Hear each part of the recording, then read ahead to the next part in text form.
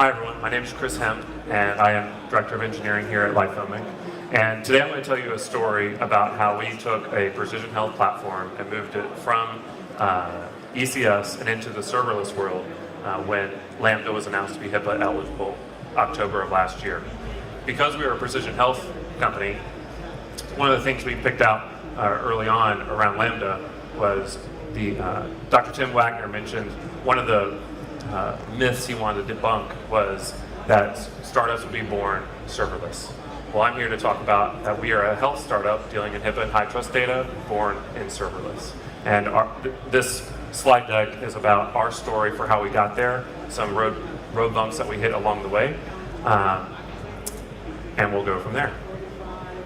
So timeline-wise, LifeOmic itself offers a mobile application that encourages proven health behaviors. Our first app deals with intermittent fasting. You can download it now, and I encourage you to do that. We just launched it in May, and we're already at over 10,000 downloads and over 1,000 users regularly using the application. That application is powered by the Precision Health Cloud, and the Precision Health Cloud here is in the middle.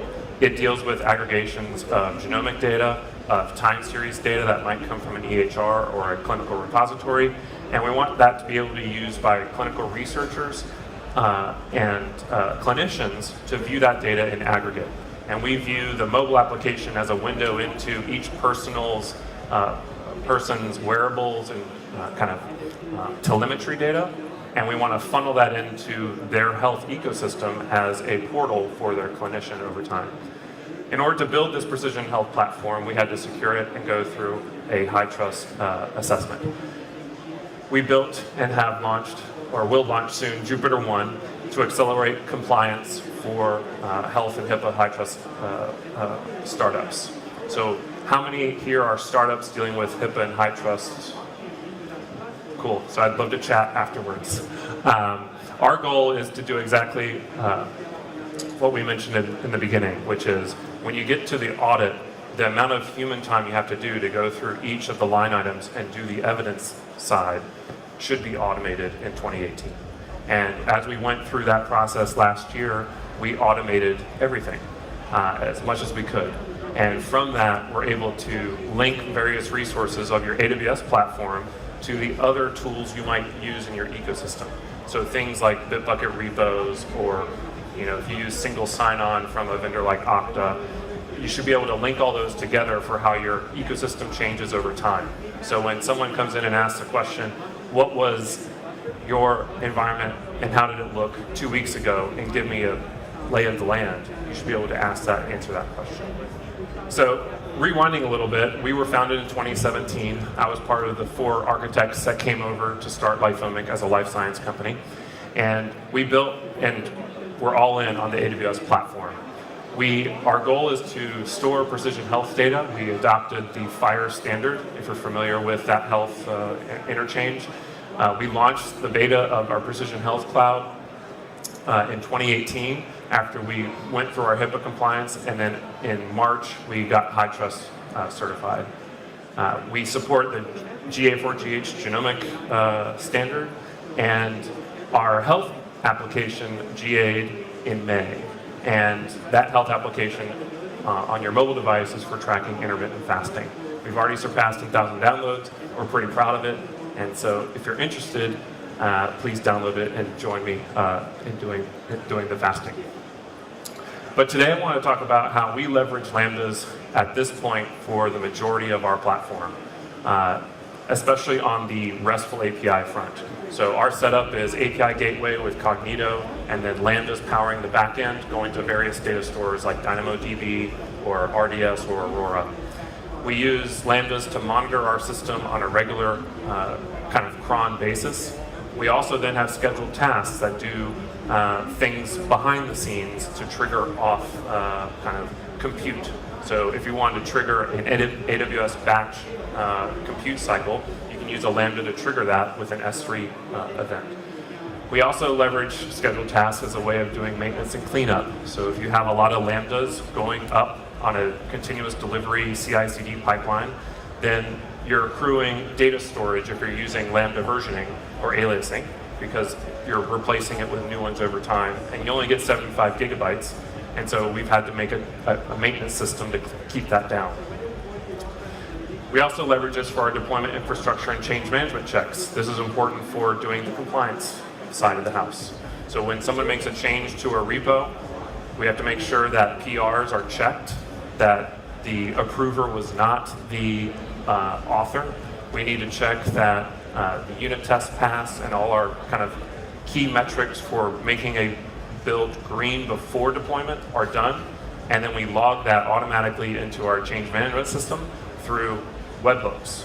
And so most systems today have webhooks and APIs that you can take that event, process it in Lambda, and store that off in the other system by linking it together.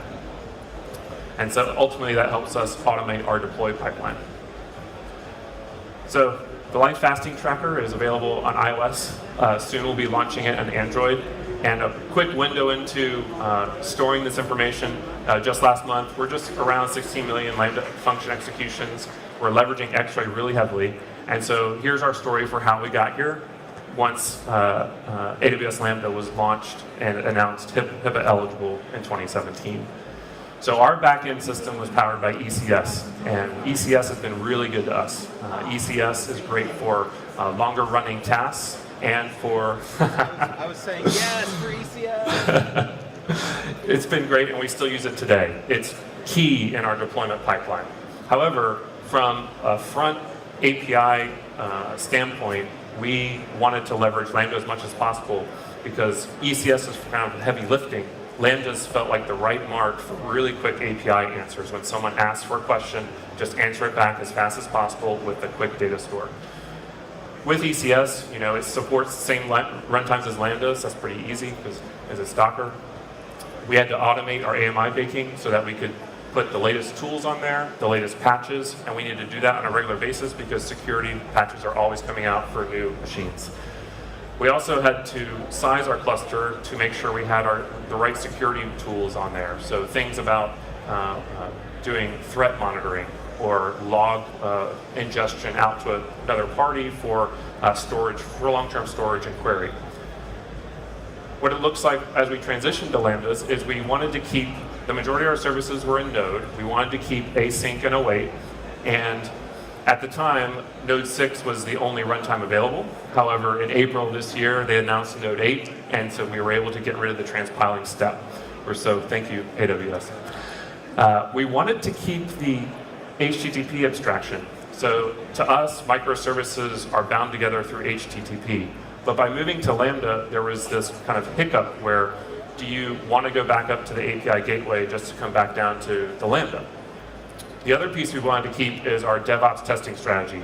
So the local testing that we were doing, we wanted it to be just as fast on the developer's laptop, same in the CI/CD space. And potentially in the CI/CD space, we're bringing up kind of more infrastructure that's real. And lastly, for our, like I mentioned already, longer running tasks, we've delegated to ECS. And we actually have brought in EMR and AWS Batch when necessary, kind of right tool for the job. Nice part is AMI baking wasn't required, even though we still do it. So as we transitioned, we've come across multiple build test patterns. And I'm here to talk about some of our open source tools we put out there because I would love help or conversations even after this for how we make leveraging Lambdas smoother and faster. The key piece here that I'd mention is the serverless framework is great, except the serverless framework is very broad to us. And since we're small, we wanted to go deep and focus with AWS alone and just keep within the technical constraints of what's available there. And so what Lambda Tools focuses on is AWS Lambda only.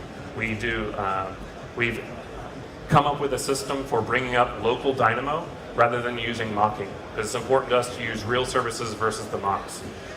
We've found that webpacking into a single bundle for NodeRuntime has been really important for us because we enjoy TypeScript, and also it helps the bundle when you build. It's just one file versus a bunch of stuff. So for us, from a microservice perspective and our transition to Lambdas, I talked about how we wanted to not bounce back out to the API gateway. At the top here, we have one microservice that might be fronting data from S3. We have another microservice fronting data from Dynamo. We also might have a CloudWatch hooked up to this stream.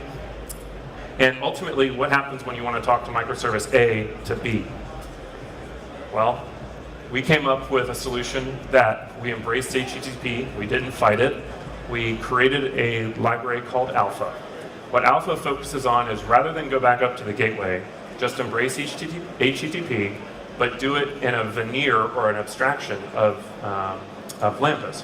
So we are embracing Lambda invoke in the abstraction of HTTP, specifically Axios. Axios has a plugin architecture where you could, we plugged in one that says, oh, you're making an HTTP call, oh, it really looks like a Lambda, let me invoke it instead versus doing the HTTP call.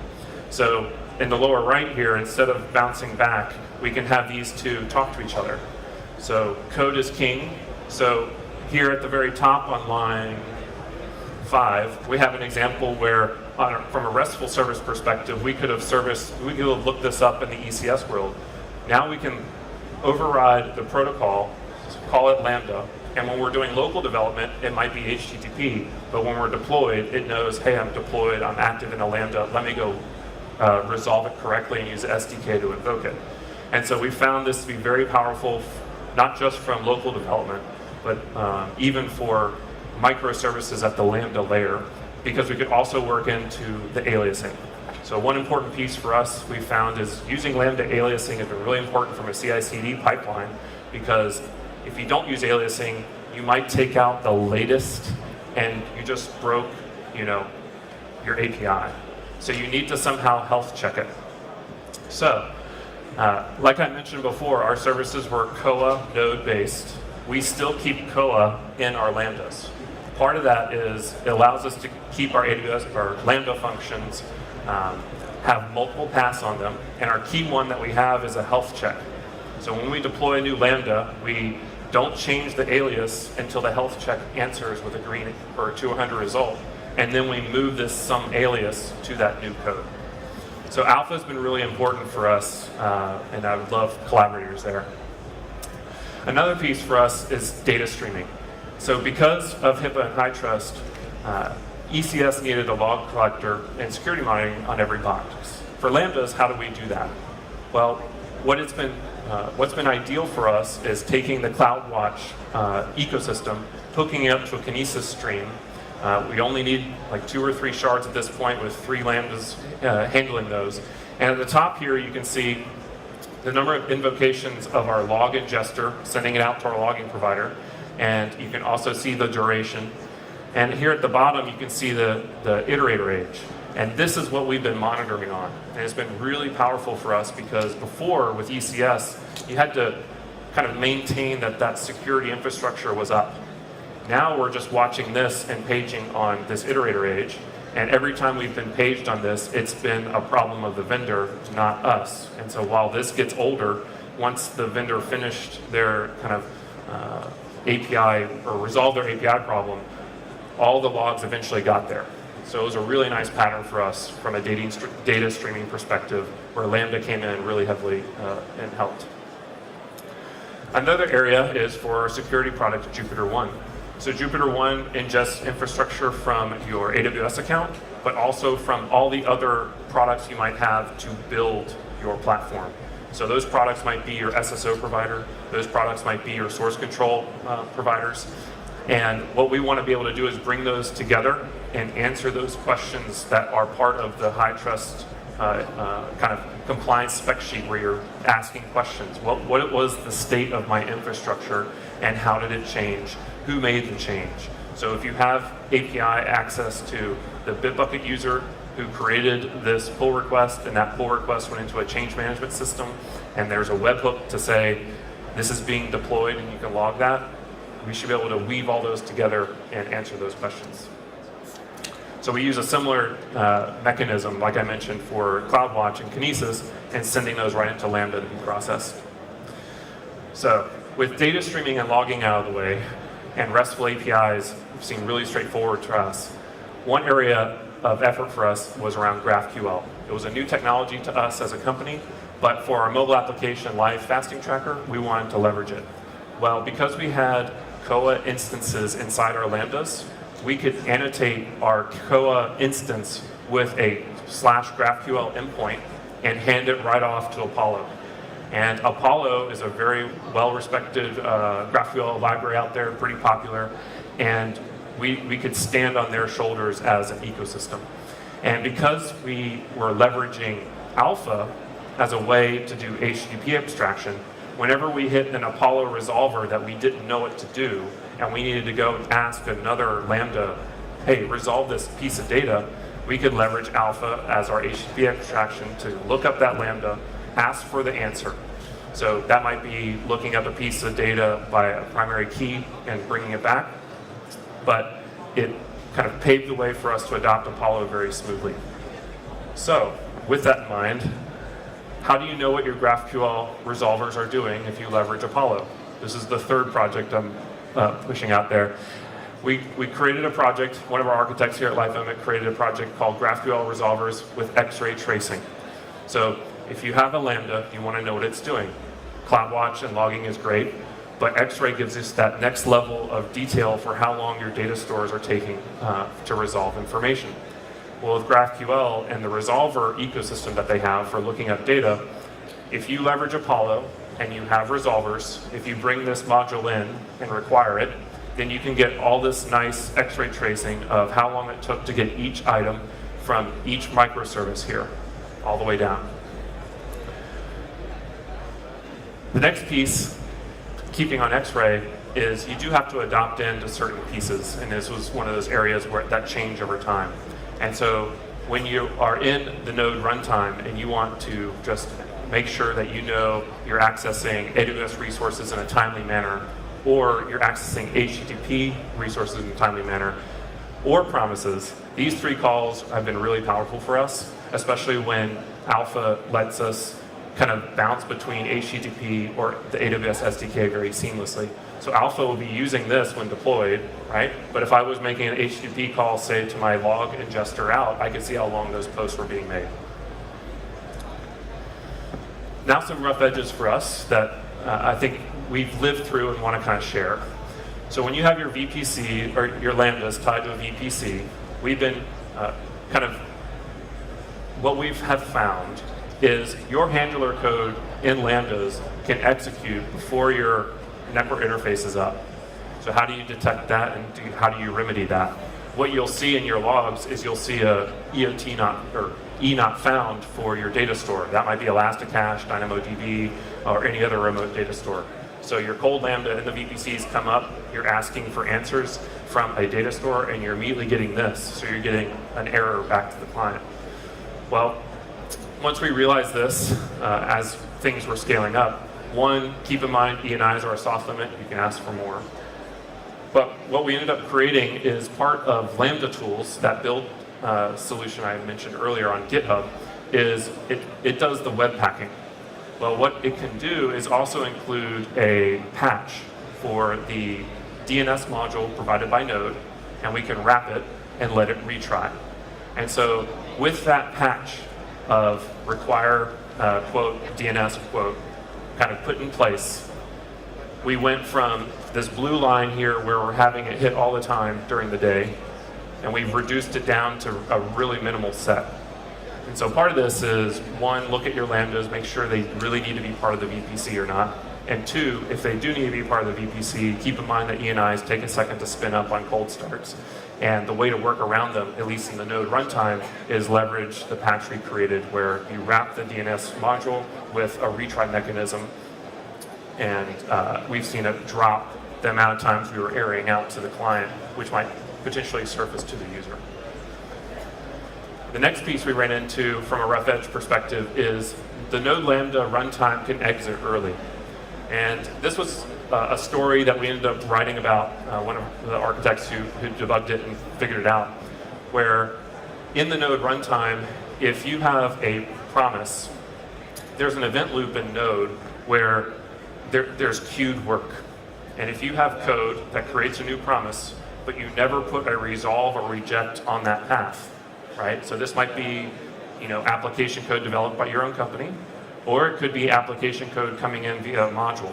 That module might be accessing a caching system. And so you don't own the module necessarily, but it's gone down a path where the resolve or reject was not put on the stack. What ends up happening is that will exit early and just return null, and kind of silently exit. This was really surprising to us, and the whole story is here on this blog article, but we also have a second patch on the Lambda Tools project, and it will detect when the early exit is happening. And so the way we did that, it's in the article itself, but there's Lambda CI Docker images out there that represent each Lambda runtime, and you hook into the before exit hook, and you can log that out. That was really important for us to find, because we were really surprised that it actually ended up being a third-party module to us. And the way we worked around it is, or here's an example where the bad code, that never resolves. And then to work around it, we started wrapping every module that was doing data access on our behalf with a promise timeout.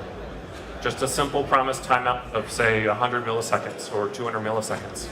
And what that let us do was the runtime itself realized there's still work to do because we have a timeout function waiting. And if the module itself that's accessing, say, memcache or some other service has that problem of not putting a resolve or reject on the path, we can handle it ourselves. And so this was been really powerful for us from a practical statement, that we started rolling it out as a resiliency item to most of our Lambdas, which is you have your Lambda timeout, it defaults to 5 minutes, right? Most of our Lambdas are API driven, so they're a second or 5 seconds or less. And then we carve up the access to I/O into a P timeout, or a promise timeout, where you access the remote data store and you carve up that 1,000 milliseconds. The other pieces is you can use get remaining time in millis, avoid the 5-minute default timeout, and then we also have found recently that your handler can be called back twice, and you can patch that in as well. Future conversations, we leverage Terraform, we do health checks within our Lambdas, we use aliasing for deploying and traffic shifting, and I appreciate the time here today. So I'll be right here for questions after.